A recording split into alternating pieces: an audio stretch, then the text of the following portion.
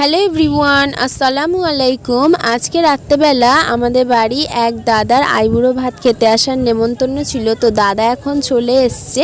চলুন আমরা দেখে নিই দাদার আইবুড়ো ভাত খাওয়ার উদ্দেশ্যে মা আজকে কী কী আইটেম করেছে। প্রথমেই নাস্তার জন্য খোঞ্চাতে দিয়ে দিচ্ছে সিঙ্গারা, ভুট্টার চিপস, দুরকম সন্দেশ, সিঙ্গারার জন্য চাটনি আর ঠান্ডা ঠান্ডা রসনার শরবত। সন্ধ্যার টিফিনে মা এইগুলো দিয়েছিল। আর এখন ডিনারের জন্য মা খোঞ্চা সাজিয়ে নিচ্ছে। তার জন্য খোঞ্চার মধ্যে প্রথমেই দিয়ে দিচ্ছে গরুর মাংসের বিরিয়ানি, মুরগির মাংস কষা, গরুর মাংসের টিকিয়া, ডিমলাল, আর ডিমলালের বাটিতে রয়েছে চাকা করে কাটা আলু ভাজা, আমের চাটনি আর মিষ্টি দই। খোঞ্চাটা সাজিয়ে নেওয়া হয়ে গেছে। এখন অন্য একটি প্লেটের মধ্যে নিয়ে নিয়েছে শশার সালাদ, পাঁপড় ভাজা, মিষ্টি আর রয়েছে তরমুজ।